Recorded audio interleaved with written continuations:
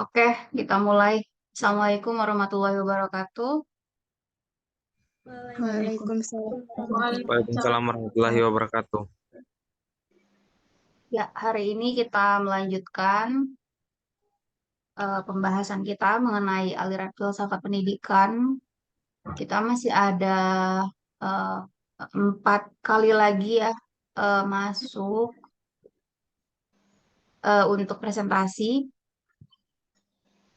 Em, ya, jadi ada 4 kali lagi masuk ya terhitung hari ini. Mungkin kalian sudah tahu juga ya untuk waktu ujian akhir semester itu hanya sampai tanggal 7 Juni. Jadi semoga saja minggu-minggu depan itu tidak ada yang libur, tidak ada hari libur. Saya cek di kalender juga tidak libur ya, tidak ada yang libur untuk hari Rabu itu.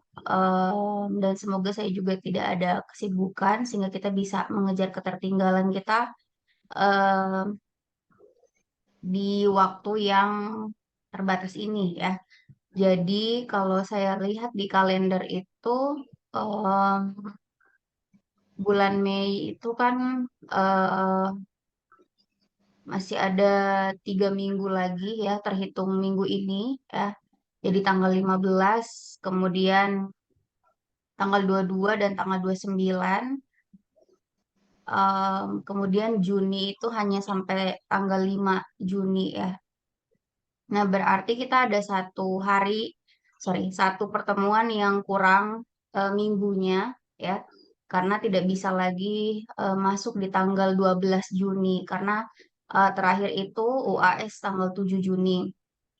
Sehingga nanti untuk eh, pengerjaan soal UAS itu tidak di hari Rabunya, tidak di tanggal 12, tapi mungkin habis eh, pertemuan ke-15 itu yang di tanggal 5 Juni itu ya.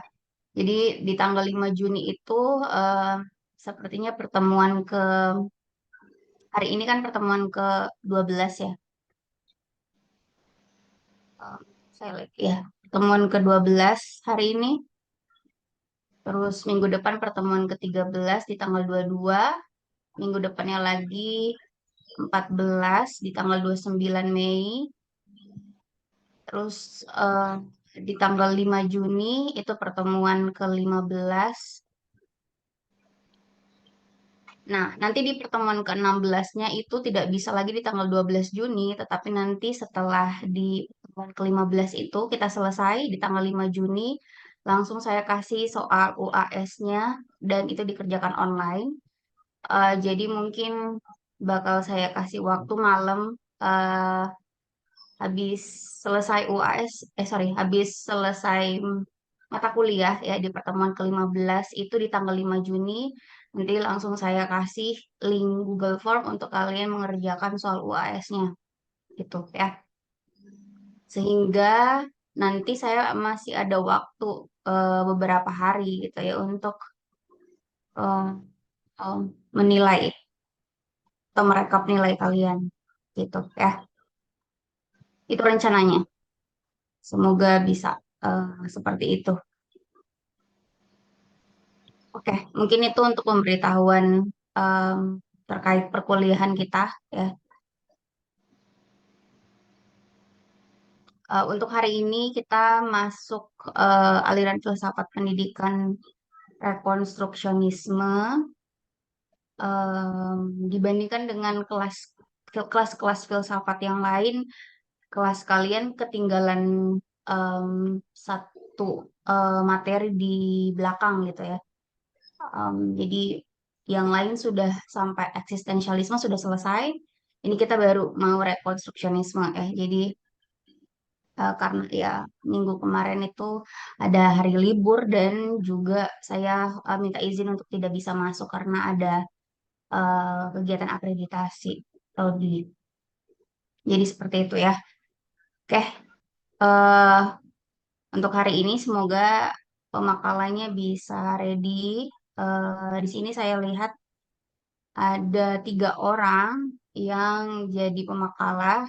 Ada Sukmawati, kemudian Faida, dan Rahmat Hidayatullah. Ada 3 orang di sini yang hadir. Lengkap presenternya kah? Cuman saya sendiri, Bu. Cuman Sukmawati. 2 orang yang mana? Nggak tahu, Ibu. Rahmat Sakit. sakit. Ada keterangan atau surat kah? Ada surat, Ibu. Saya cek lagi. Saya baru buka lagi ini untuk penilaian individunya. Saya cek dulu yang belum ada nilainya sama sekali.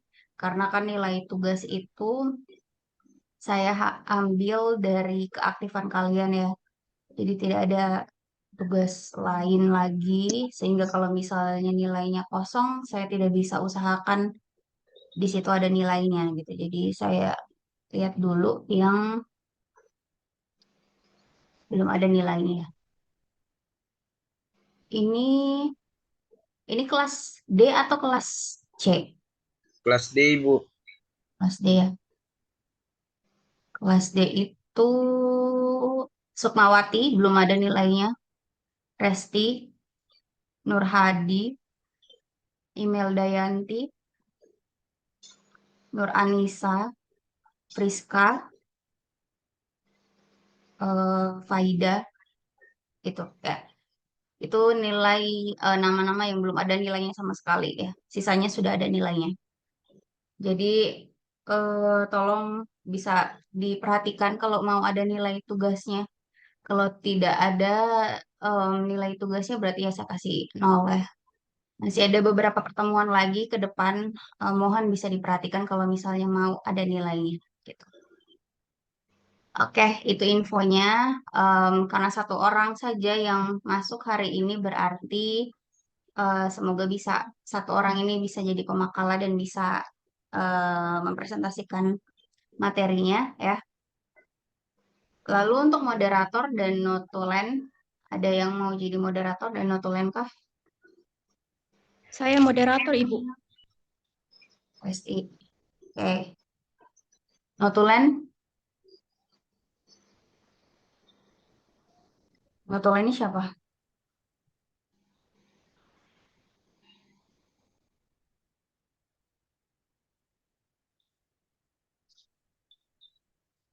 Tidak ada yang mau jadi notulen.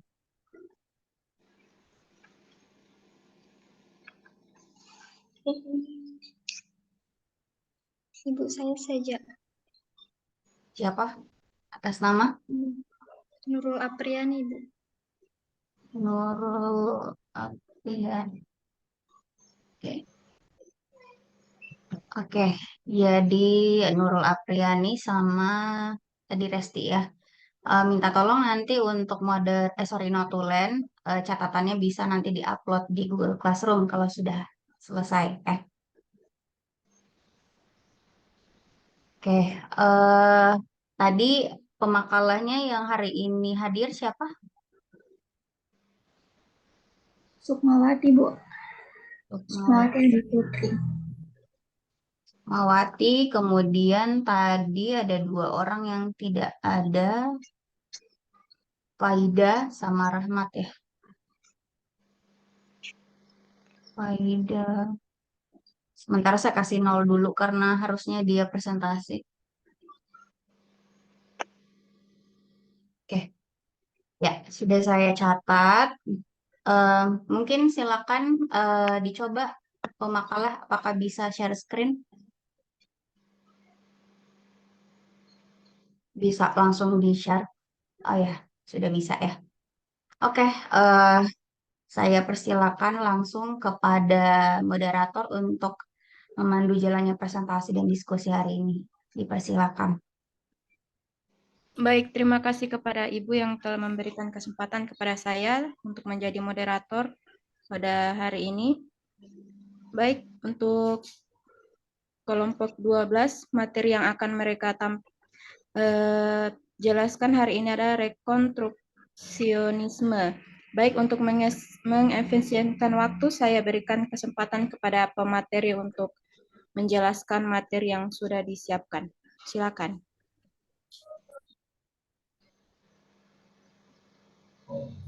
Baik, di sini saya akan mempresentasikan materi dari kelompok kami, yaitu mengenai aliran rekonstruksionisme. Pengertian aliran rekonstruksionisme. Kata rekonstruksionisme berasal dari bahasa Inggris reconstruct, yang berarti menyusun kembali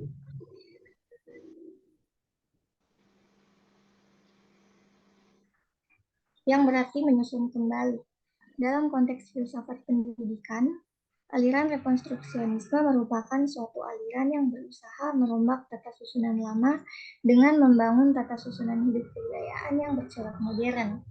Aliran rekonstruksionisme pada prinsipnya sepaham dengan aliran perennialisme, yaitu berawal dari krisis kebudayaan modern. Menurut Muhammad Nur Syam, kedua aliran tersebut memandang bahwa keadaan sekarang merupakan zaman yang mempunyai kebudayaan yang terganggu oleh kehancuran, kebingungan, dan kesimpangsiuran.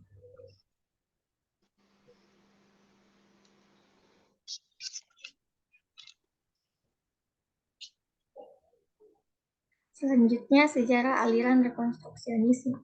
Filosofi rekonstruksionisme adalah didasari dari ide-ide sosialistik dan ekologis yang berkembang pada akhir abad ke-19 dan awal abad ke-20-an. Ketika depresi besar memberikan kesempatan besar bagi ideologi-ideologi tersebut berkembang. Pergerakan pendidikan progresif pada saat itu sedang mencapai puncak popularitasnya. Tetapi sekelompok kecil pendidik progresif mulai merasakan stagnasi dari perubahan sosial masyarakat Amerika Serikat dan mulai tidak sabar untuk melakukan suatu reformasi. Selanjutnya, prinsip-prinsip pemikiran aliran rekonstruksionisme. Yang pertama, krisis dunia yang sedang dialami saat ini antara lain persoalan-persoalan tentang kependudukan, sumber daya alam yang terbatas, kesenjangan global, dan distribusi penyebaran kekayaan, proliferasi nuklir, rasisme, nasionalisme sempit, dan penggunaan teknologi yang sembrono dan tidak bertanggung jawab. Selanjutnya, kerjasama menyeluruh dari semua bangsa adalah satu-satunya harapan bagi penduduk dunia yang berkembang terus, yang menghuni dunia dengan segala keterbatasan sumber daya alamnya.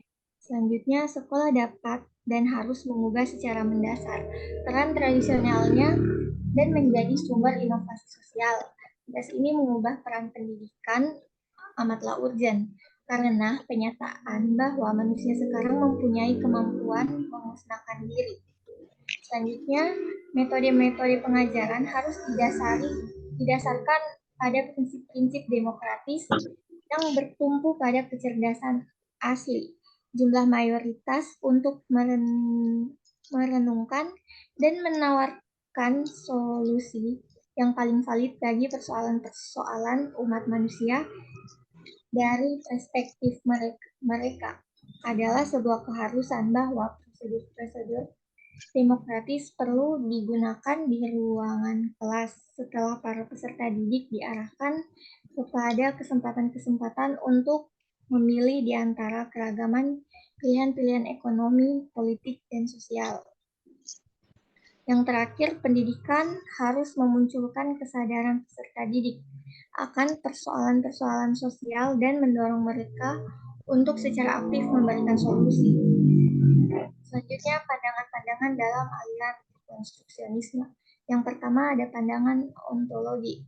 Dalam pandangan ontologi dapat dijelaskan bagaimana hakikat dari segala sesuatu. Aliran rekonstruksionisme memandang bahwa realita itu bersifat universal. Yang kedua, pandangan epistemologis. Kajian epistemologis ini lebih merujuk kepada aliran pragmatis dan parenalisme. Yang ketiga, pandangan aksiologis. Di dalam proses interaksi sesama manusia diperlukan nilai-nilai. Begitu juga dalam hubungan manusia dengan alam semesta. Prosesnya tidak mungkin dilakukan dengan sikap netral. Selanjutnya, teori pendidikan dalam rekonstruksionisme. Yang pertama, tujuan pendidikan. Sekolah-sekolah rekonstruksionis berfungsi sebagai lembaga utama untuk melakukan perubahan sosial, ekonomi, dan politik dalam masyarakat. Tugas sekolah-sekolah rekonstruksionis adalah mengembangkan insinyur-insinyur sosial, warga-warga negara yang mempunyai tujuan mengubah secara radikal wajah masyarakat masa kini. Tujuan pendidikan rekonstruksionis adalah membangkitkan kesadaran para peserta didik tentang masalah sosial, ekonomi, dan politik yang dihadapi umat manusia dalam skala global, dan mengajarkan kepada mereka keterampilan-keterampilan yang diperlukan untuk mengatasi masalah tersebut.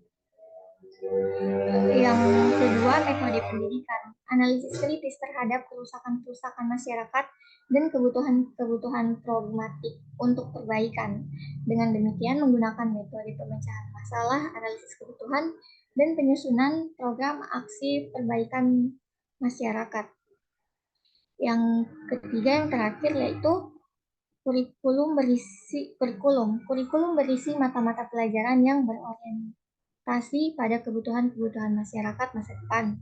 Kurikulum banyak berisi masalah-masalah sosial, ekonomi, dan politik yang dihadapi umat manusia, yang termasuk di dalamnya masalah-masalah pribadi para peserta didik sendiri, dan program-program perbaikan yang ditentukan secara ilmiah untuk aksi kolektif. Kesimpulan dari materi aliran rekonstruksionisme ini yaitu rekonstruksionisme berasal dari bahasa Inggris reconstruct yang berarti menyusun kembali. Dalam konteks filsafat pendidikan, aliran rekonstruksionisme adalah suatu aliran yang berusaha merombak tata susunan lama dan membangun tata susunan hidup kebudayaan yang bercorak modern. Melalui lembaga dan proses pendidikan, rekonstruksionisme ingin merombak tata susunan lama dan membangun susunan hidup kebudayaan yang sama sekali baru. Adapun implikasi aliran ini di dalam dunia pendidikan diantaranya yaitu misi sekolah adalah untuk meningkatkan rekonstruksi sosial, pendidikan bertanggung jawab dalam menciptakan aturan sosial yang ideal. Kurikulum sekolah tidak boleh didominasi oleh budaya mayoritas maupun oleh budaya yang ditentukan atau disukai, karena semua budaya dan nilai-nilai yang berhubungan berhak untuk mendapatkan tempat dalam kurikulum. Guru harus menunjukkan rasa hormat yang sejati atau ikhlas terhadap semua budaya, baik dalam memberi pelajaran maupun dalam hal lainnya. Itulah presentasi saya dengan materi aliran rekonstruksionisme. Saya kembalikan kepada moderator. Terima kasih kepada pemateri yang sudah memaparkan materinya. Selanjutnya kita pergi ke sesi tanya jawab. Untuk pertanyaan sendiri, saya akan membuka 4 pertanyaan. Kepada teman-teman yang ingin bertanya kepada pemateri, saya persilakan. Izin bertanya moderator. Baik, silakan. Baik, pertanyaan saya untuk kelompok 12 yaitu apa yang menjadi pokok pemikiran filsafat rekonstruksionalisme dalam dunia pendidikan? Baik, itulah pertanyaan saya kembalikan kepada moderator. Baik, terima kasih kepada Nasruddin. Baik, untuk teman-teman silakan yang ingin bertanya. Izin bertanya, moderator. Silakan. Di sini saya bertanya, apa kelebihan dan kelemahan rekonstruksionisme?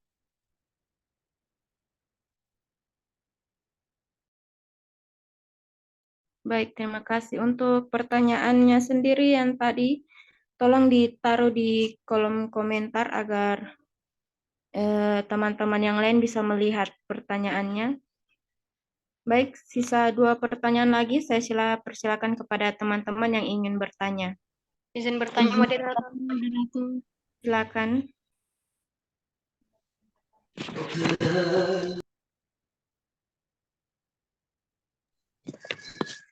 Bagaimana pandangan rekonstruksionisme tentang peran teknologi pendidikan dalam proses pembelajaran? Baik, terima kasih. Ada lagi yang ingin bertanya? Silakan. Izin bertanya, moderator. Izin bertanya, moderator. Baik, saya persilakan. Bagaimana rekonstruksionisme melihat peran guru dalam proses pendidikan? Baik, terima kasih atas pertanyaan-pertanyaan yang diberikan teman-teman kepada pemateri. Kepada pemateri kita tunggu untuk jawabannya diberikan kepada atas pertanyaan-pertanyaan yang diberikan teman-teman tadi.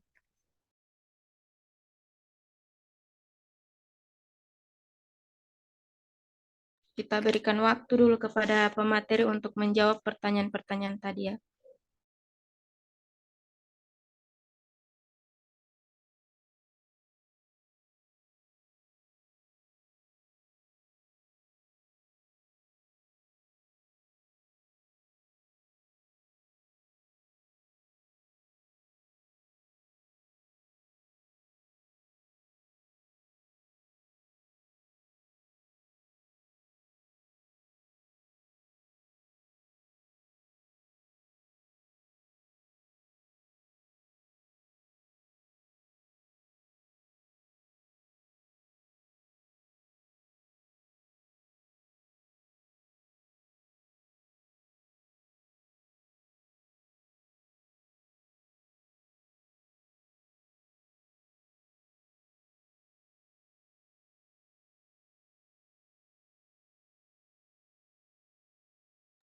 Baik, pemateri, sudah ada jawaban dari pertanyaan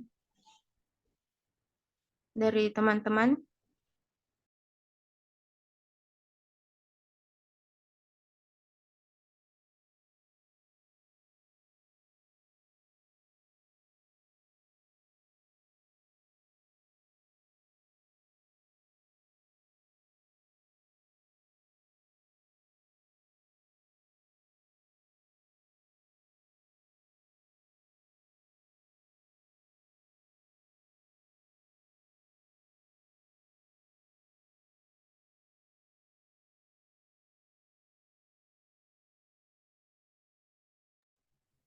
Moderator izin menjawab pertanyaan.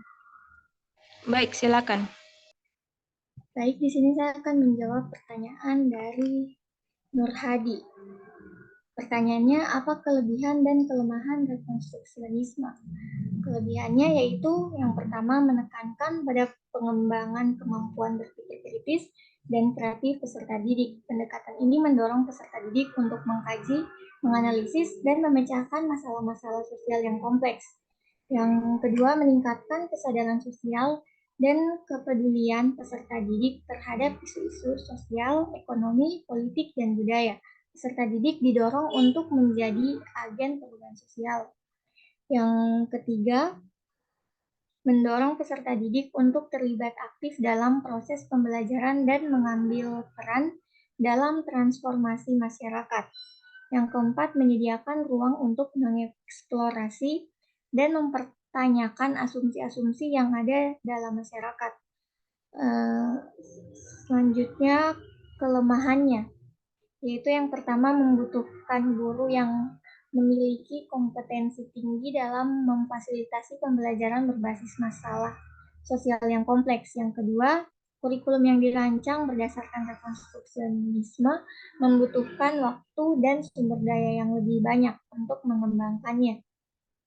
Ketiga, tidak semua peserta didik memiliki kesiapan dan motivasi yang sama untuk terlibat dalam pembelajaran transformatif. Keempat, pendekatan ini dapat dianggap kontroversial oleh pihak-pihak tertentu yang memiliki pandangan yang berbeda. Yang kelima, sulit untuk mengukur dan mengevaluasi dampak pembelajaran berbasis rekonstruksionisme secara langsung. Baik, itulah jawaban yang bisa saya sampaikan. Saya kembalikan kepada moderator. Baik, terima kasih kepada pemateri yang sudah menjawab pertanyaan dari Nur Hadi. Baik, saya kembalikan kepada Nur Hadi. Bagaimana jawaban dari pemateri?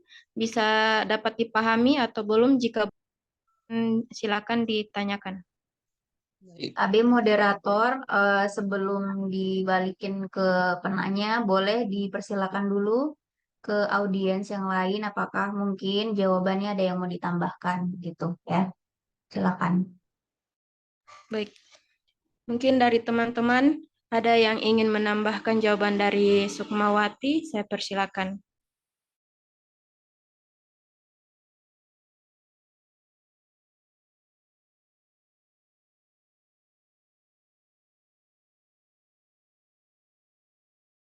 Baik, jika tidak ada, saya kembalikan kepada penanya. Bagaimana jawaban dari pemateri? Apa sudah bisa dipahami? Jika belum, silakan ditanyakan. baik. Dari penjelasannya tadi sudah dapat dipahami dengan baik dan jelas. Terima kasih. Baik, kepada pemateri mungkin ada 3 pertanyaan lagi. Jika sudah ada jawabannya, silakan dijawab.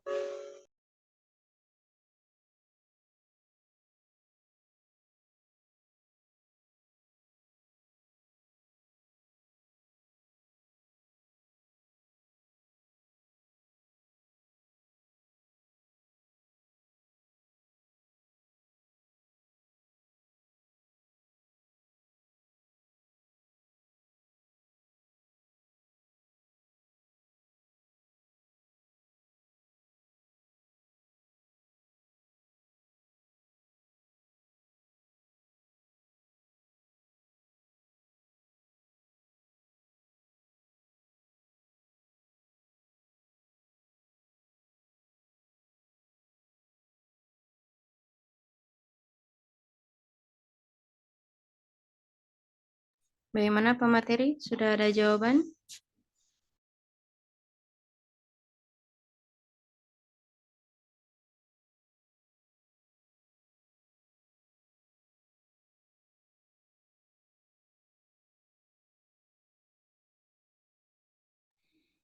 Izin menjawab pertanyaan dari Firdasari. Baik, silakan. Pertanyaannya, bagaimana pandangan rekonstruksionisme tentang peran teknologi pendidikan dalam proses pembelajaran?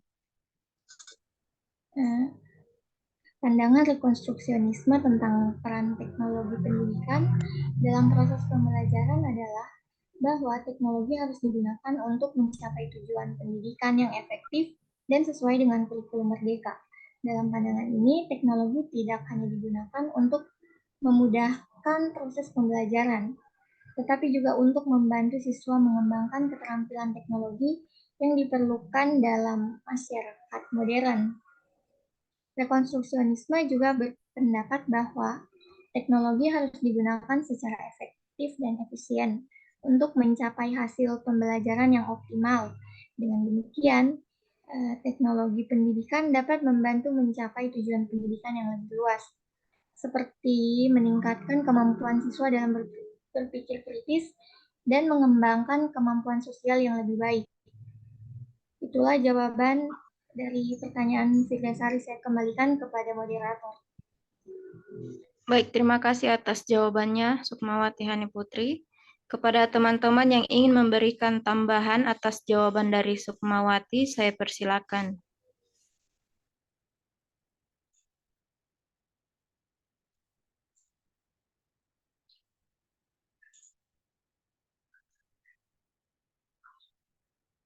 Baik, jika tidak ada, saya kembalikan ke Firdasari. Bagaimana jawaban dari Sukmawati? Apa bisa sudah dipahami? Jika belum, silakan ditanyakan. Terima kasih kepada pemateri yang sudah menjawab pertanyaan saya. Di sini saya dapat mencatat bahwa teknologi harus digunakan untuk mencapai tujuan pendidikan yang efektif dan sesuai dengan kurikulum merdeka. Dalam pandangan aliran ini, teknologi tidak hanya digunakan untuk memudahkan proses pembelajaran, tetapi juga untuk membantu siswa mengembangkan keterampilan teknologi yang diperlukan dalam masyarakat modern. Dengan demikian, teknologi pendidikan dapat membantu mencapai tujuan pendidikan yang lebih luas seperti meningkatkan kemampuan siswa dalam berpikir kritis dan mengembangkan kemampuan sosial yang lebih baik. Terima kasih, saya kembalikan kepada moderator. Baik, kalau jadi kepada pemateri untuk 2 pertanyaan lagi, apa sudah ada jawabannya?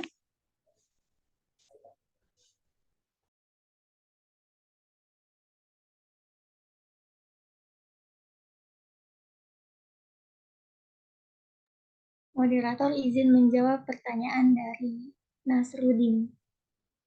Baik, silakan. Pertanyaannya, apa yang menjadi pokok pemikiran filsafat rekonstruksionisme dalam dunia pendidikan? Filsafat rekonstruksionisme dalam dunia pendidikan menekankan pentingnya transformasi dan perubahan sosial melalui pendidikan. Pemikiran ini melihat pendidikan bukan hanya sebagai alat untuk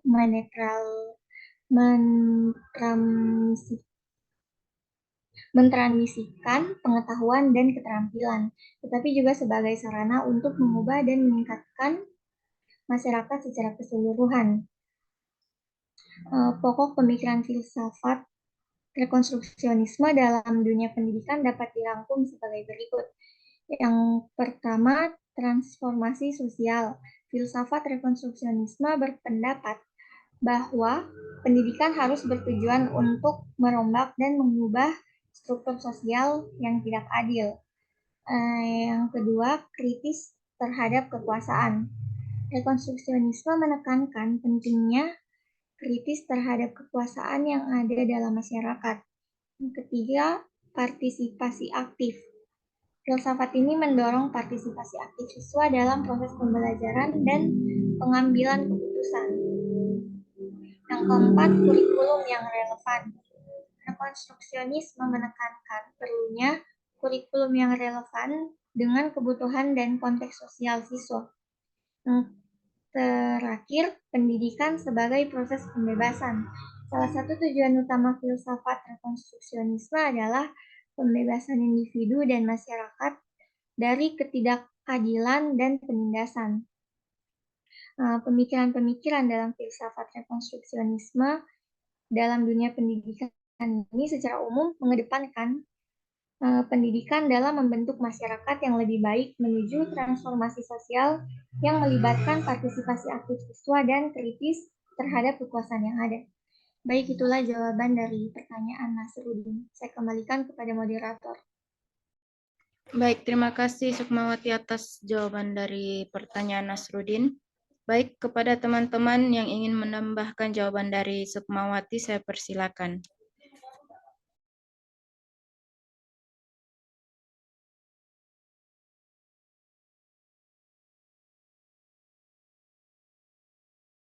Baik, jika tidak ada tambahan, saya kembalikan kepada Nasruddin. Bagaimana jawaban yang diberikan Sukmawati? Apa sudah bisa dipahami? Jika belum, silakan ditanyakan. Baik, terima kasih kepada Saudari Sukmawati yang telah menjawab pertanyaan saya. Yang bisa saya simpulkan yaitu filsafat rekonstruksionisme berpendapat bahwa pendidikan harus bertujuan untuk merombak dan mengubah struktur sosial yang tidak adil dan pentingnya kritis terhadap kekuasaan yang ada dalam masyarakat. Baik, terima kasih. Saya kembalikan kepada moderator. Baik, bagaimana pemateri untuk tersisa 1 pertanyaan lagi? Jika sudah ada jawabannya, silakan dijawab.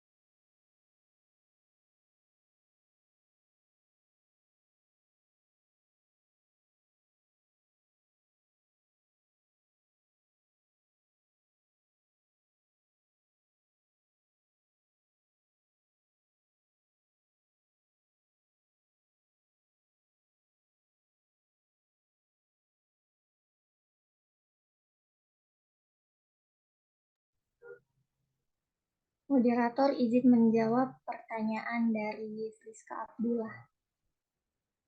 Baik, saya persilakan.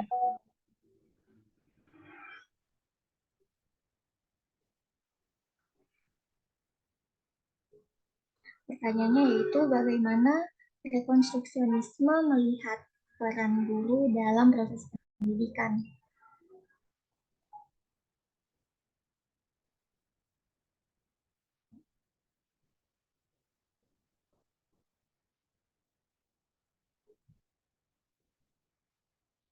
Jadi dalam pandangan rekonstruksionisme, peran guru sangat penting dan multifaset. Ada beberapa pandangan rekonstruksionisme mengenai peran guru dalam proses pendidikan. Yang pertama ada agen perubahan sosial. Guru dipandang sebagai agen perubahan yang aktif. Mereka tidak hanya mentransfer pengetahuan, tetapi juga menginspirasi dan mendorong siswa untuk berpikir kritis tentang masalah-masalah sosial dan mencari solusi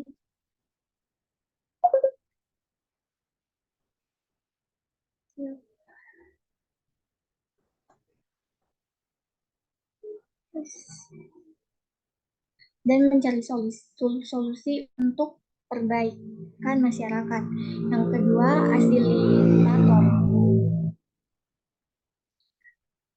fasilitator pembelajaran kritis. Guru berperan sebagai fasilitator yang mendorong siswa untuk mempertanyakan status QUO dan mengembangkan pemikiran kritis.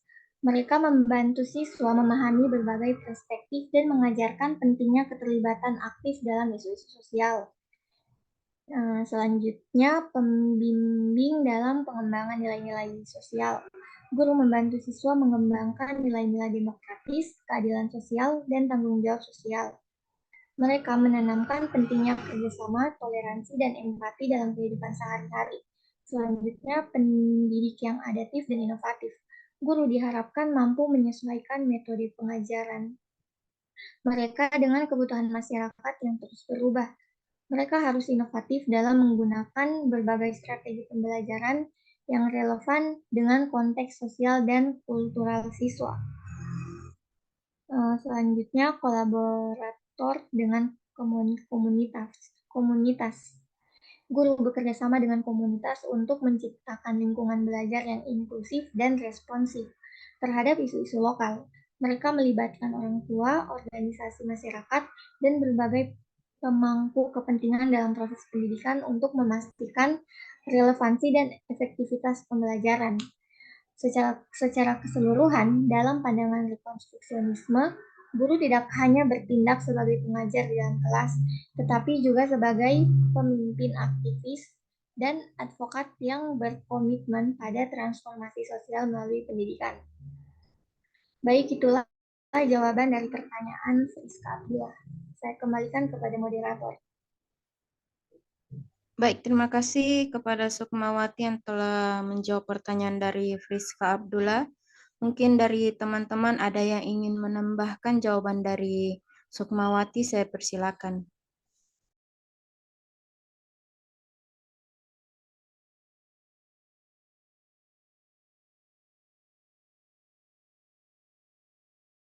Baik, jika tidak ada, saya kembalikan kepada Friska Abdullah. Atas jawaban dari Sukmawati bisa dipahami, jika belum silakan ditanyakan. Baik, terima kasih kepada Sukmawati telah menjawab pertanyaan saya. Bisa saya simpulkan dari jawaban tadi, dalam rekonstruksionisme, guru dianggap sebagai fasilitator perubahan sosial dan agen pembaru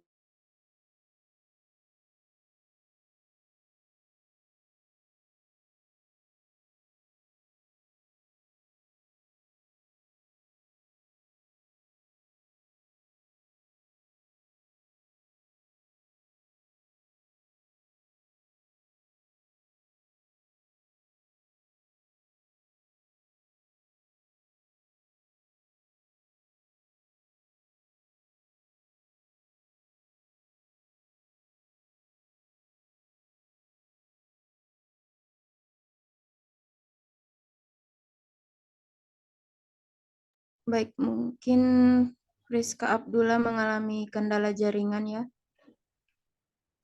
Boleh saya ulang lagi? Habis dataku tadi. Oh, silakan, silakan.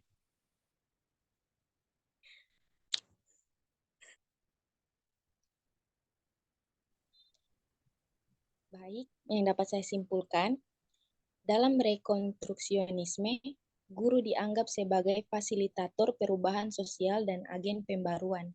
Mereka diharapkan tidak hanya mengejar pengetahuan akademis, tetapi juga membimbing siswa dalam memahami dan menangani isu-isu sosial yang relevan.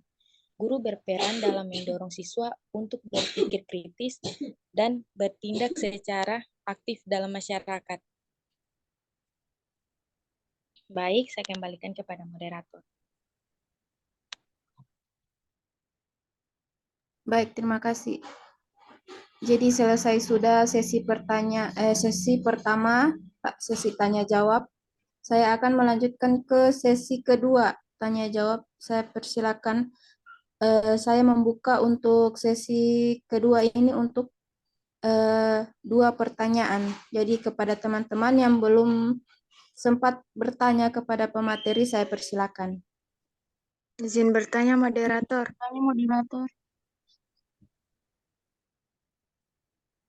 Baik, kepada Salsa saya persilakan. Baik, terima kasih. Perkenalkan nama saya Salsa. Di sini saya akan memberikan pertanyaan kepada kelompok 12. Pertanyaan saya yaitu, apa perbedaan utama antara aliran rekonstruksionalisme dan aliran filsafat lainnya seperti progresisme atau esensialisme? Baik, itulah pertanyaan dari saya kembalikan kepada moderator. Baik, terima kasih Salsa atas pertanyaannya kepada pemateri. Baik, satu pertanyaan, silakan teman-teman. Bertanya. Baik, kepada Ananda Eka Hapsari, silakan. Baik, terima kasih kepada moderator yang telah memberikan kesempatan kepada saya untuk bertanya. Pertanyaan saya yaitu, bagaimana kita sebagai calon guru dapat menerapkan aliran filsafat konstruksionalisme dalam dunia pendidikan? Terima kasih, saya kembalikan kepada moderator. Baik, terima kasih kepada Salsa dan juga Ananda Eka atas pertanyaannya. Baik, kepada pemateri untuk 2 pertanyaan, silakan untuk mencari jawabannya. Kita berikan waktu kepada pemateri untuk menjawab 2 pertanyaan tadi.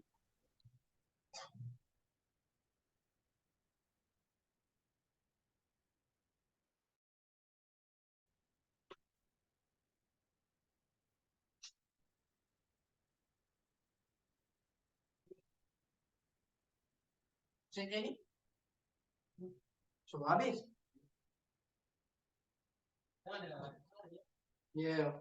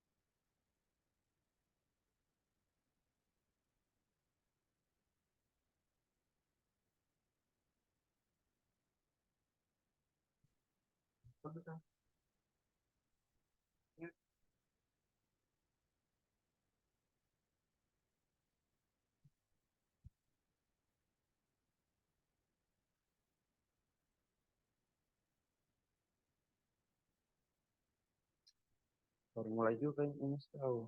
Moderator izin menjawab pertanyaan dari Salsa. Baik, silakan.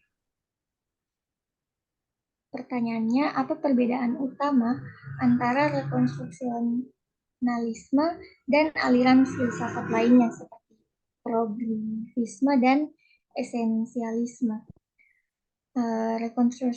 Rekonstruksionisme bertujuan menciptakan perubahan sosial melalui pendidikan kritis dan kontekstual. Guru berperan sebagai fasilitator perubahan sosial dan fokus pembelajaran pada pemahaman kritis serta partisipasi siswa dalam perubahan sosial yang positif.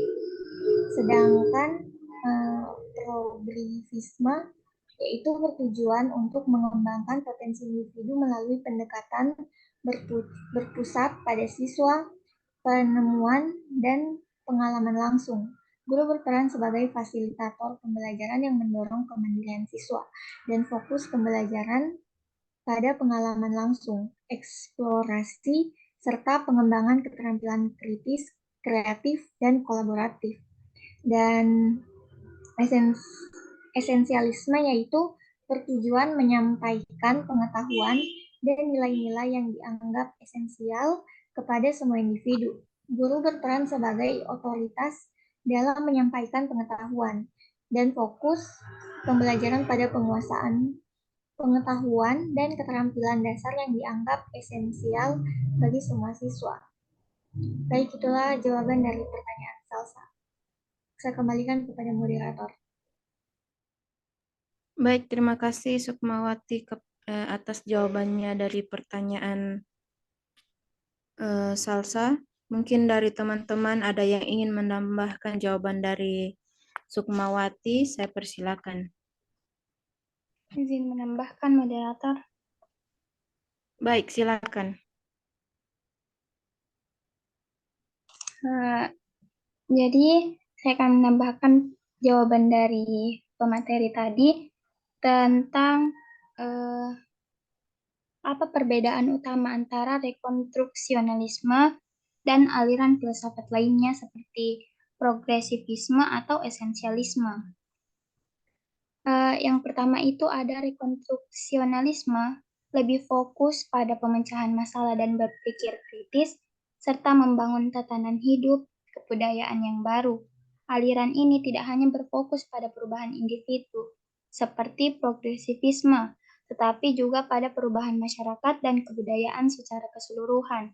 Sedangkan esensialisme sebaliknya, seperti lebih fokus pada nilai-nilai dan prinsip-prinsip yang dianggap esensial dan tidak berubah. Dan yang kedua ada rekonstruksionalisme memiliki visi untuk menciptakan tatanan masyarakat yang baru, yang lebih fokus pada kemampuan siswa dalam memecahkan masalah dan beradaptasi dengan perubahan sosial dan teknologi. Progresivisme, sementara itu, lebih fokus pada perubahan individu dan pengembangan kemampuan siswa secara lebih luas, sedangkan esensialisme tidak memiliki visi yang jelas untuk mengubah masyarakat. Mungkin itu saja tambahan dari saya. Saya kembalikan kepada moderator. Baik, terima kasih Sri Ramadhani atas tambahannya. Baik, saya kembalikan kepada Salsa bagaimana atas jawaban dan juga tambahan dari pemateri dan juga Sri Ramadhani. Apakah jawaban dari mereka berdua sudah bisa dipahami? Jika belum, silakan ditanyakan. Baik, saya ucapkan terima kasih kepada pemateri dan tambahan dari Sri Ramadhani. Dari yang mereka berikan kepada saya itu, saya dapat memberi kesimpulan, yaitu perbedaan antara aliran rekonstruksionisme, dan aliran-aliran filsafat yang lainnya seperti progresivisme dan esensialisme, yaitu berbeda dalam tujuan, peran guru, dan fokus pembelajaran. Seperti rekonstruksionisme ini menekankan pada perubahan sosial, sedangkan aliran progresivisme menekankan pada pengembangan individu.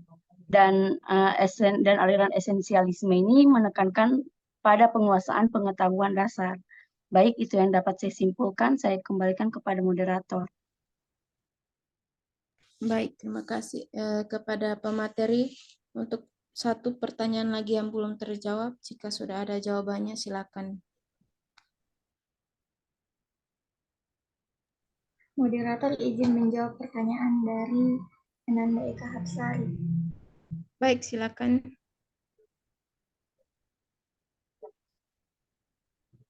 Pertanyaannya, apakah yang menjadi pokok pemikiran filsafat rekonstruksionisme dalam dunia pendidikan dan bagaimana kita sebagai calon guru dapat menerapkan aliran filsafat rekonstruksionisme dalam dunia pendidikan?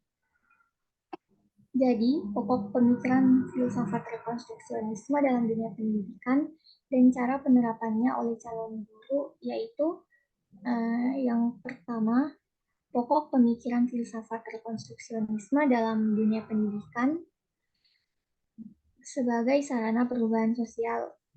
Pendidikan dilihat sebagai alat untuk memperbaiki dan membangun kembali masyarakat. Sekolah harus aktif dalam mengatasi masalah sosial dan mempromosikan perubahan yang positif. Selanjutnya, kurikulum berbasis masalah sosial. Kurikulum harus mencerminkan isu-isu sosial yang nyata dan relevan. Siswa diajak untuk menganalisis, memahami, dan mencari solusi terhadap masalah-masalah tersebut. Selanjutnya, pengembangan pemikiran kritis. Siswa didorong untuk berpikir kritis, mempertanyakan status QUO, dan terlibat aktif dalam proses belajar. Pendidikan harus membekali siswa dengan kemampuan untuk menganalisis dan mengevaluasi informasi secara kritis. Selanjutnya, nilai-nilai demokrasi dan keadilan sosial. Pendidikan harus menanamkan nilai-nilai demokrasi, kesetaraan, dan keadilan sosial. Siswa diajarkan pentingnya partisipasi aktif dalam kehidupan masyarakat dan politik. Selanjutnya, kerjasama sekolah dan masyarakat. Pendidikan harus melibatkan kolaborasi antara sekolah dan komunitas. Sekolah dan masyarakat harus bekerja untuk menciptakan lingkungan belajar yang mendukung. Selanjutnya, pemberdayaan siswa. Siswa didorong untuk menjadi agen perubahan dalam masyarakat. Pendidikan harus memberdayakan siswa untuk berkontribusi secara aktif dan positif. Selanjutnya, pendidikan yang adaptif dan inovatif. Kurikulum dan metode pengajaran harus fleksibel dan selalu disesuaikan dengan perkembangan zaman dan kebutuhan masyarakat. Selanjutnya, penerapan rekonstruksionisme oleh calon guru, integrasi isu sosial dalam kurikulum. Mengintegrasikan topik-topik terkait isu sosial, politik, ekonomi, dan lingkungan dalam mata pelajaran, menggunakan studi kasus dan proyek berbasis masalah yang relevan dengan situasi nyata di masyarakat. Selanjutnya, pengembangan keterampilan berpikir kritis. Mengajarkan siswa cara berpikir kritis melalui diskusi terbuka, debat, dan analisis kritis terhadap berbagai topik.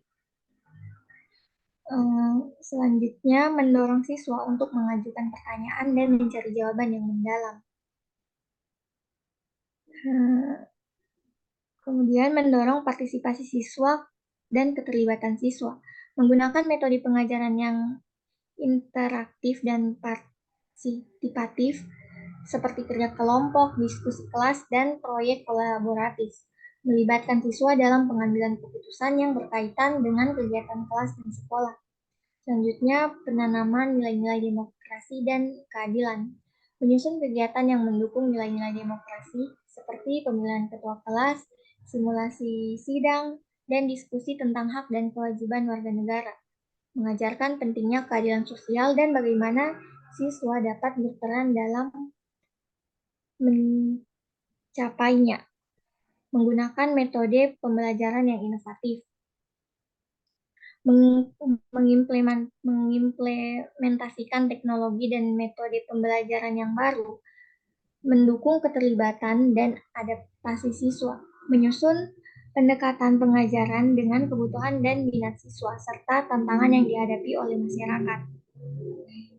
Dengan menerapkan prinsip-prinsip rekonstruksionisme, dapat menciptakan lingkungan pendidikan yang dinamis dan relevan, serta membekali siswa dengan keterampilan dan sikap yang diperlukan untuk menjadi agen perubahan dalam masyarakat. Baik, itulah jawaban dari pertanyaan Ananda Eka Hapsari. Saya kembalikan kepada moderator. Baik, terima kasih atas jawaban dari Sukmawati. Mungkin dari teman-teman, jika ada yang ingin menambahkan jawaban dari Sukmawati, saya persilakan.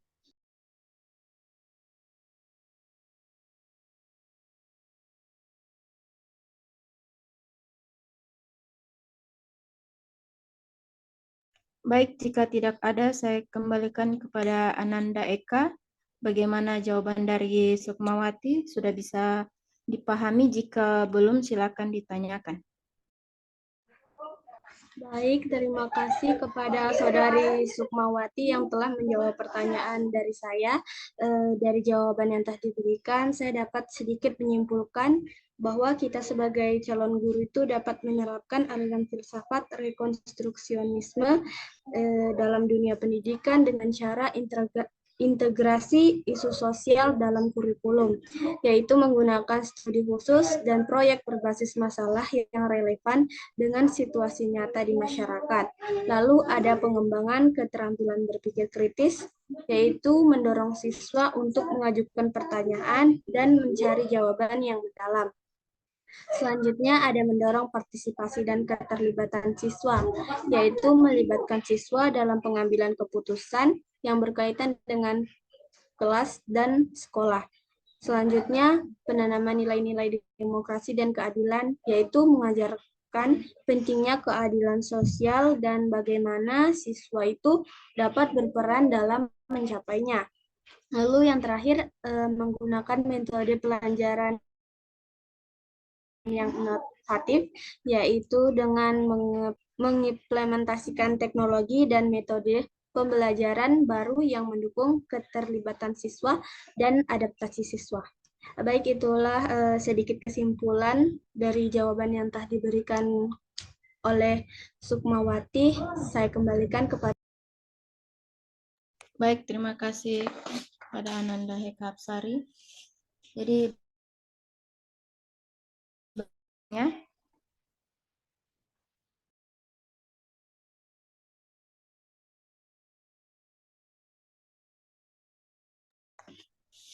Baik, itu tadi presentasi dari kelompok 12. Saya ucapkan terima kasih kepada teman-teman yang sudah memberikan pertanyaan dan juga pemateri yang sudah menjawab dengan baik pertanyaan yang diberikan kepada teman-teman. Mohon maaf jika ada kekurangan dalam presentasi ini. Selebihnya saya kembalikan kepada Ibu.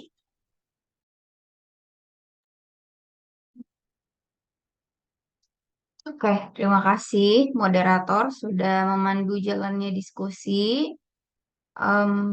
Ada 6 ya yang bertanya tadi dan sudah dijawab oleh pemakalah. Tapi tadi ada satu yang bertanya tapi tidak memberikan kesimpulan ya. Jadi nanti ke depannya kalau misalnya mau bertanya, mohon disimak ya jawaban dari pemakalah sehingga ketika ada feedbacknya, boleh nanti dijelaskan sedikit kesimpulan yang kalian sudah dapatkan gitu. Ya, jadi jangan hanya bertanya saja, tetapi coba juga belajar untuk memberikan kesimpulan. Ya, entah itu kesimpulannya itu sedikit berbeda atau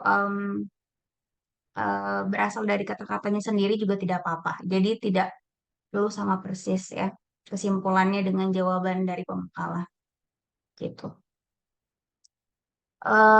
Saya sudah memberikan penilaian juga untuk hari ini ya, dan absen juga saya sudah mengabsen. Sebelumnya ada 6 orang yang tidak hadir di awal itu ya, tetapi makin ke belakang ternyata nambah orangnya gitu. Jadi akhirnya saya harus edit kembali ya, absen di Siaka gitu. Jadi tersisa di sini ada 2 orang yang tidak saya kasih hadir.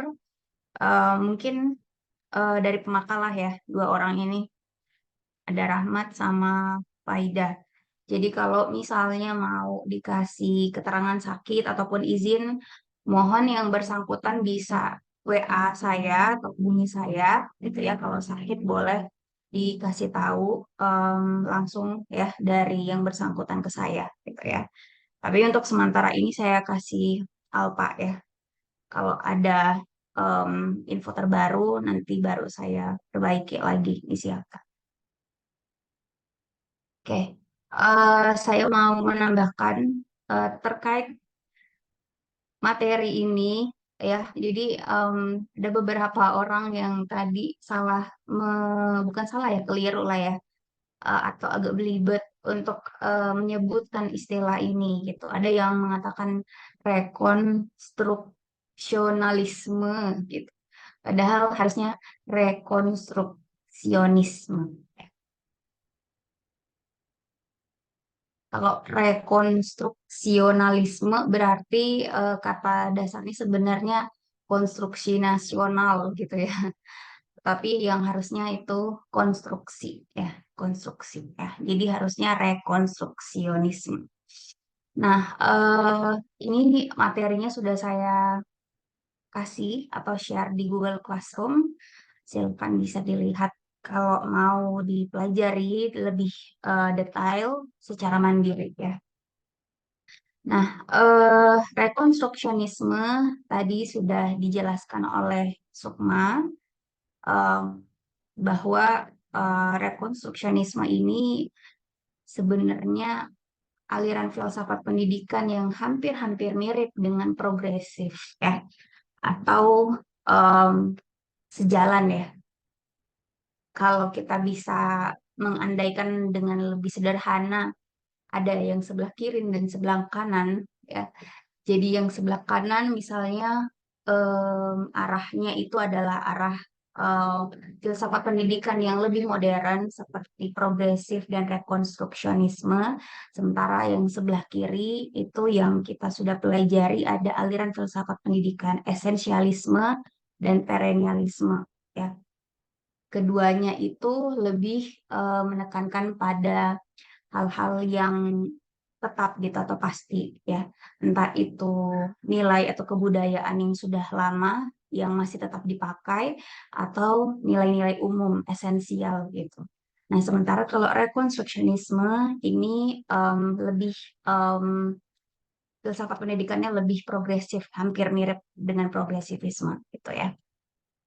Nah, apa bedanya dengan progresif ya?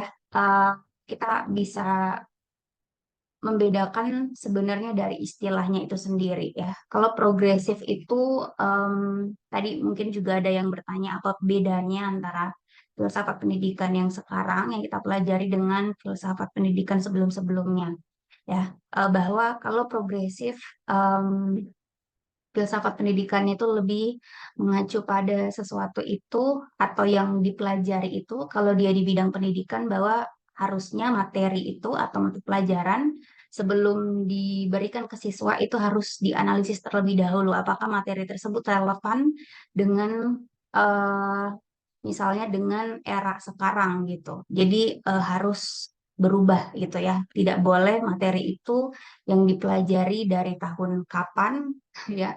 Mungkin dari tahun 2000-an itu dipelajari juga di tahun 2024 ini gitu. Jadi kalau progresif itu harus berubah materinya atau ada yang baru gitu. Nah, sementara kalau rekonstruksionisme itu di sini dari katanya rekonstruksionis gitu ya.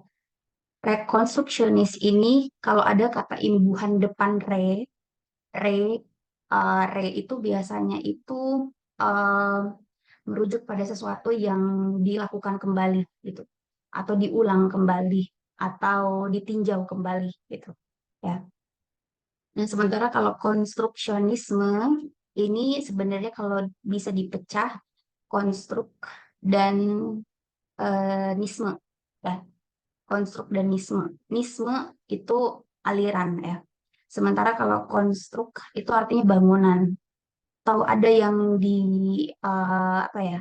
Ada yang sudah dibangun atau sudah ada sebelumnya gitu. Jadi kalau diibaratkan misalnya konstruksi bangunan gitu atau ada sebuah rumah atau ada misalnya suatu bangunan, suatu pondasi itu sudah ada, maka ketika dikatakan direkonstruksi artinya itu ditata kembali atau dipugar gitu ya. Kalau bangunan itu kayak direhab, direnov gitu, direnovasi gitu ya. Nah, rekonstruksionisme itu gitu ya. Jadi artinya sesuatu yang sudah ada itu dilihat kembali gitu. Apakah yang sudah ada ini perlu diubah atau tidak gitu ya. Kalau kita balik lagi misalnya ngomongin soal bangunan gitu atau rumah ya. Rumah itu mungkin dibangun udah lama ya. Nah, bangunan ini apakah mau diubah dari awal, artinya dibongkar semuanya. Kalau bangunan itu ada bagian batu batanya gitu ya, pondasinya, ada semennya dan ada lain-lainnya, itu mau direhabnya mau mulai dari awal sekali atau hanya misalnya diganti catnya gitu. Nah, rekonstruksionisme itu seperti itu gitu. Jadi artinya sesuatu yang sudah ada ini apakah mau diperbaiki atau dibangun ulang dari awal atau hanya setengahnya atau hanya sedikit gitu yang diubah gitu ya. Nah, itu rekonstruksionisme ya. Jadi mengubah kembali atau melihat kembali apakah yang sudah ada itu mau diubah atau tidak. Nah, ketika melihat kembali itu jawabannya bisa apakah diubah atau tidak gitu. Apakah itu nanti dipakai lagi atau benar-benar baru gitu ya. Sementara kalau progresif tadi yang sebelumnya itu jawabannya itu bahwa pasti sesuatu itu baru. Nah, kalau rekonstruksionisme ini ditekankannya lebih ke kita melihat kembali. Apakah nanti dia dipakai lagi ataupun diubah itu nanti urusan belakangan gitu. Jadi ada dua pilihan kalau rekonstruksionisme ini, gitu. Apakah dipakai kembali yang sudah ada atau ada yang diubah gitu atau ditambahkan atau dikurangi. Sementara kalau progresif tadi sesuatu itu benar-benar baru gitu. Atau sesuatu itu benar-benar harus relevan dengan yang kekinian gitu ya. Nah, jadi hampir mirip, serupa tapi tak sama gitu ya. Mirip-mirip gitu. Nah, kalau di sini dia lebih fokus ke rekonstruksionisme sosial. Artinya yang mau dikonstruksi kembali itu adalah dari segi sosialnya. Artinya kalau masuk ke pendidikan apa sih yang mau diubah gitu ya. Nah, di sini dikatakan bahwa mungkin sedikit sejarahnya kenapa muncul yang namanya rekonstruksionisme sosial. Alasannya adalah pada waktu itu ya, ini pada zaman mungkin adik-adik belum lahir ya, tahun 1920 sampai 1930-an, di sana pada saat itu orang-orang melihat bahwa pendidikan itu tidak equitable atau tidak setara gitu ya. Jadi tidak setara, maka muncul pergerakan ini gitu atau muncul aliran filsafat ini. Nah, kemudian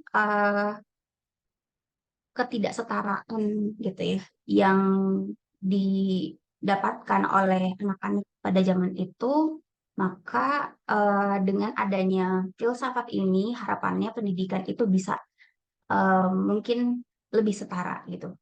Walaupun yang namanya setara itu kan sulit ya. Jadi dari yang tidak setara menjadi lebih setara gitu atau sedikit lebih setara. Tidak benar-benar mungkin setara 100% gitu ya. Nah, itu.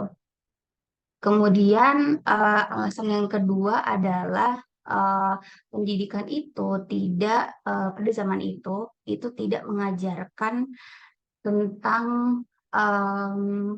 nilai-nilai sosial yang sebenarnya dijumpai di sekitar mereka gitu. Jadi yang dipelajari mungkin pelajaran-pelajaran atau materi yang tidak begitu menekankan pada aspek sosialnya gitu ya. Jadi makanya ada aliran filsafat pendidikan ini.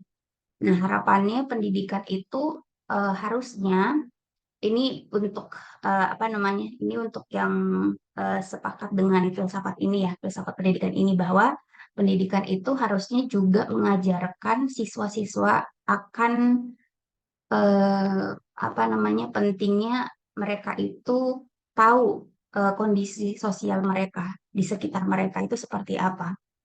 Bahwa kehidupan itu kan bukan hanya soal di sekolah saja ya, tapi ternyata ketika mereka keluar dari sekolah harusnya apa yang mereka pelajari di sekolah itu bisa dipakai di sosial mereka gitu, atau untuk mengatasi permasalahan sosial mereka gitu.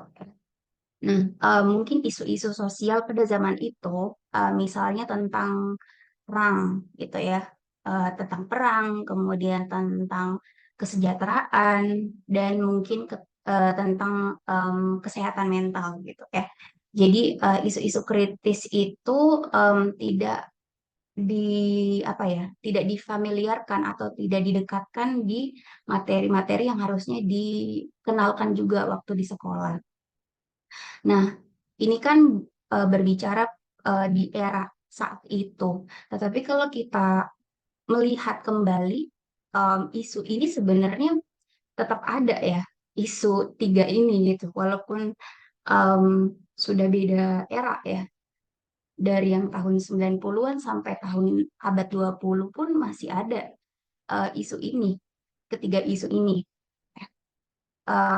Walaupun kita em, apa namanya di Indonesia mungkin kita tidak mengalami perang, tapi kita tahu gitu ya dengan adanya informasi yang kita bisa akses gitu ya, walaupun kita tidak ada di tempat itu, kita tahu bahwa ada perang di belahan dunia lain gitu ya.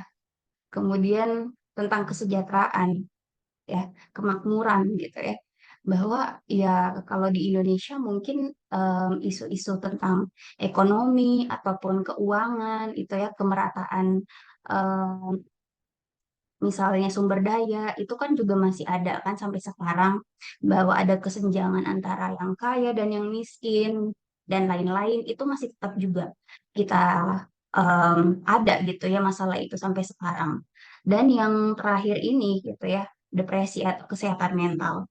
Ternyata walaupun beda era ya sekarang pun masih ada itu ya isu ini, apalagi untuk generasi sekarang gitu ya yang mungkin lebih terbuka mengenai kesehatan mental ya, isu kesehatan mental.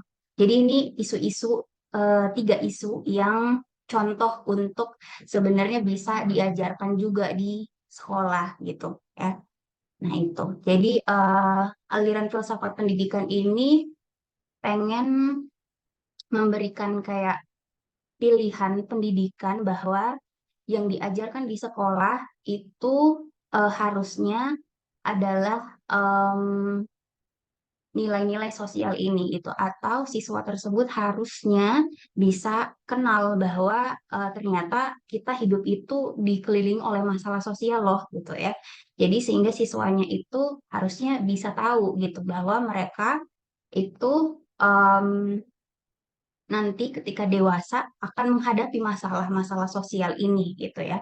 Dan harusnya dengan mereka di kelas itu guru bisa mulai membiasakan diri siswanya untuk eh, mencari misalnya solusi dari permasalahan-permasalahan ini gitu. Jadi dikenalkan masalah-masalah tersebut dan bisa dihubungkan juga dengan materi pelajaran yang misalnya yang wajib gitu ya. Gitu. Hmm, itu mungkin ya ciri khas dari eh, filsafat pendidikan rekonstruksionisme sosial. Nah, metodenya bisa apa saja sebenarnya. Tapi kalau dilihat apakah yang lebih aktif itu guru atau siswa, menurut saya siswa ya. Jadi siswanya itu harus aktif lebih aktif ya di kelas untuk mencari misalnya solusi-solusi dari permasalahan-permasalahan yang dikenalkan di kelas tersebut.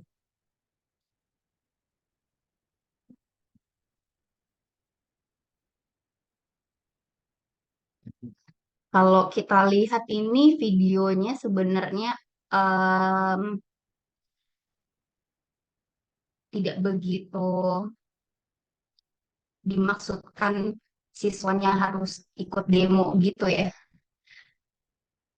ikut unjuk rasa kayak gitu. Tetapi sebenarnya eh, kita bisa sedikit mendapatkan gambaran bahwa siswa itu harusnya bisa tahu masalah sosial dan mereka bisa misalnya menyuarakan apa sih opini mereka terkait masalah tersebut gitu ya. Jadi tidak seperti ini maksudnya nanti di kelas gitu ya, mereka diminta untuk latihan unjuk rasa atau demo, tetapi mungkin eh, kita tahulah sedikit seperti apa gitu ya.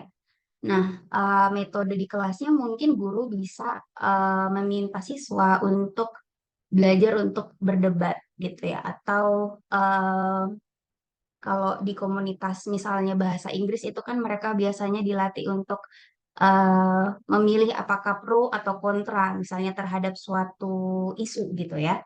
Nah, sebenarnya itu juga bisa dipakai di kelas gitu. Jadi si gurunya meminta siswa misalnya untuk membagi kelompok gitu ya. Kelompoknya ada yang pro dan kontra dan mereka harus mencari jawaban atau argumen terhadap suatu isu dan harus mendukung apa yang mereka apa namanya stand mereka apakah pro atau kontra gitu. Jadi mungkin itu salah satu metodenya bisa gitu ya, berdebat atau berdiskusi gitu.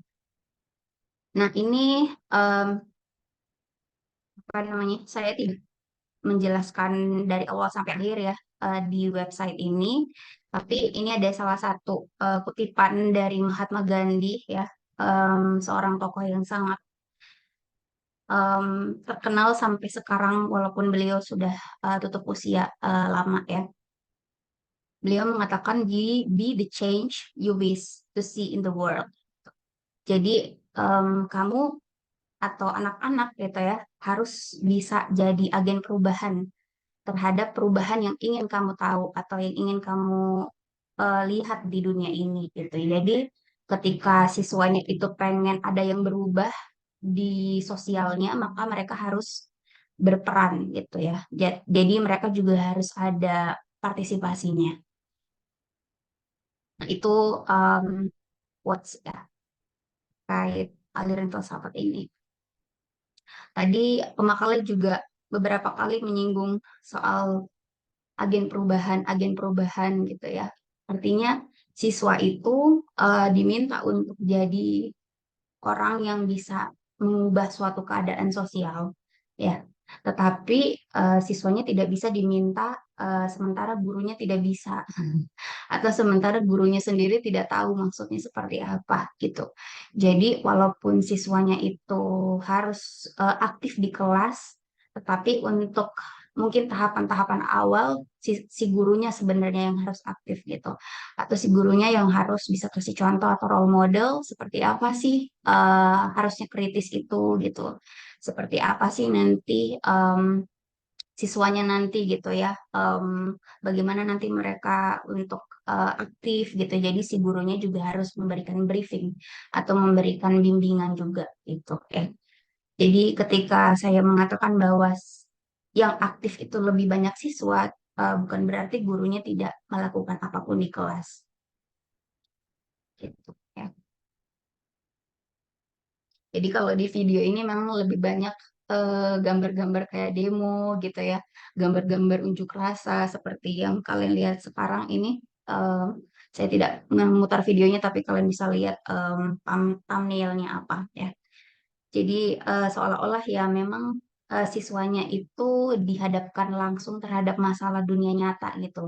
Tapi makanya tadi karena siswa itu belum jadi orang dewasa yang benar-benar dewasa, sehingga masalah-masalah yang nanti dikasih di kelas itu juga harus apa ya, harus dijaga juga keamanannya, artinya safety siswa itu juga dijaga gitu ya, karena mungkin misalnya ada guru yang memberikan masalah yang sensitif gitu ya, atau isu sensitif, isu-isu sosial yang sensitif, maka si guru itu mungkin bisa memberikan rambu-rambu dulu gitu. Kita mau ngomongin isu ini gitu ya. Nah, nanti misalnya ada kata-kata atau istilah yang harus diberikan penjelasan lebih lanjut lagi gitu, atau mungkin tidak boleh diomongkan gitu ya.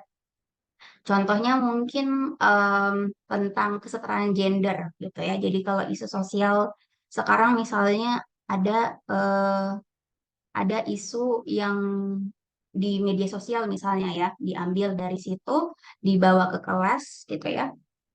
Misalnya guru memberikan isu bahwa ternyata sekarang ini generasi muda ini wake up-nya atau sadar bahwa ada yang namanya kesetaraan gender gitu. Misalnya ketika bekerja ada pegawai laki-laki dan pegawai perempuan. Nah, pegawai laki-laki dan perempuan ini sekarang harus setara, misalnya gajinya atau misalnya cutinya, hari liburnya, kebijakannya gitu ya. Nah, kalau dulu misalnya ya, kalau dulu itu eh, belum ada isu ini gitu. Artinya kalau di pekerjaan ada pegawai laki-laki dan pegawai perempuan upahnya berbeda itu tidak dipermasalahkan. Kalau sekarang itu sangat dipermasalahkan gitu. Laki-laki dan perempuan ini gitu, gendernya ini gitu ya. Nah, nanti mungkin ketika itu dipakai sebagai pembahasan di kelas, guru mungkin nanti akan memberikan rambu-rambu bahwa yang namanya gender ini tuh kita membatasi laki-laki dan perempuan ya. Jadi maksudnya dari organ seksualnya laki-laki dan perempuan. Karena bisa aja mungkin ketika gurunya tidak memberikan rambu-rambu, ada mungkin siswanya yang sudah sangat apa ya, open gitu ya terhadap informasi lain gitu ya. Mungkin dia baca di informasi di internet gitu ya, bahwa ternyata yang namanya gender itu bukan dua nih, bukan laki-laki perempuan. Ada yang mungkin eh, dia taunya bahwa ada yang di tengah gitu kan. Ada yang apa namanya di antara gitu ya. Nah, kalau tidak dibatasi atau tidak regulasi gitu ya di kelas, maka nanti pembahasannya bisa sangat sensitif gitu ya, atau bisa meluas atau melebar gitu. Jadi sangat bagus sebenarnya em, si aliran filsafat pendidikan ini di kelas, karena tadi melatih siswa untuk kritis, kemudian mereka juga akhirnya tahu bahwa mereka itu tidak hidup di tempurung gitu, atau mereka itu tidak hidup hanya di box kok sekolah saja, tetapi mereka harus tahu isu-isu yang ada di sekitar mereka. Tapi memang kekurangannya adalah ketika pengen memberikan inovasi di kelas dengan tadi memberikan suatu isu di kelas, kalau isunya itu belum familiar atau sensitif, masih sensitif di masyarakat, maka akan harus banyak sebenarnya persiapan guru untuk membawa itu di kelas. Jadi gurunya sebenarnya yang harus belajar terlebih dahulu gitu ya, sebelum isunya itu dibawa ke kelas. Begitu ya. Itu mungkin contoh bagaimana mungkin pembelajaran di kelas dengan menggunakan metode atau aliran filsafat pendidikan ini. Itu salah satunya ya, bisa seperti itu. Ini tokoh-tokohnya juga ya. Ini saya sempat mungkin bahas, saya tidak tahu apakah di kelas ini atau mungkin di kelas lain, tentang tokoh ini, salah satunya spesifiknya yaitu Paulo Freire ya. Pernah mungkin saya sempat singgung di aliran filsafat pendidikan progresif ya. Ternyata beliau juga masuk di sini.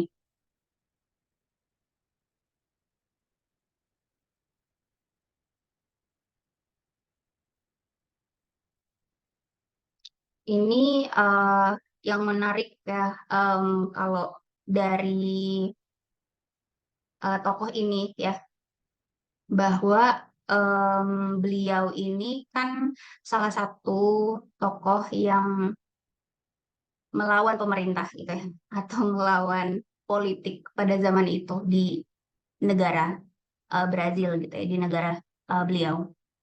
Jadi beliau sebagai opresi ya, atau bagian yang tidak setuju dengan kebijakan politik atau sosial di negara tersebut pada era itu, sehingga ketika beliau itu mempublikasikan bukunya ya, jadi beliau itu menerbitkan bukunya tersebut itu dilarang untuk dicetak dan disebarluaskan di negara tersebut, karena bukan karena isi bukunya yang jelek atau misalnya salah gitu ya, tetapi karena tidak, si pemerintahnya itu yang menganggap bahwa beliau ini em,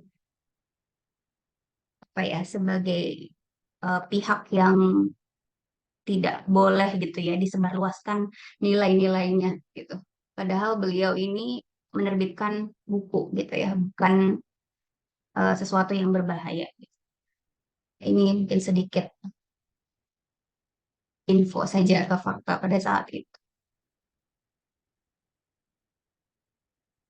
Oke, mungkin itu saja untuk tambahan aliran filsafat pendidikan ini. Jadi bisa dipakai di kelas, sebenarnya bisa gitu ya. Tapi tadi ketika misalnya gurunya itu pengen memberikan kayak isu-isu atau kayak permasalahan, jadi gurunya harus belajar terlebih dahulu gitu ya, sehingga nanti persiapan di kelasnya bisa matang. Oke, mungkin itu saja untuk tambahan sedikit ya terkait materi hari ini. Em, kita ketemu lagi minggu depan ya. Eh, satu aliran filsafat pendidikan lagi terakhir, yaitu eksistensialisme. Jadi untuk pemakalah, kalau di sini saya lihatnya sudah mengupload makalahnya, jadi tinggal dipresentasikan saja ya. Semoga minggu depan bisa hadir yang jadi pemakalah, semoga ya, karena nilainya dari situ juga ya. Jadi semoga bisa ready. Oke, kita ketemu lagi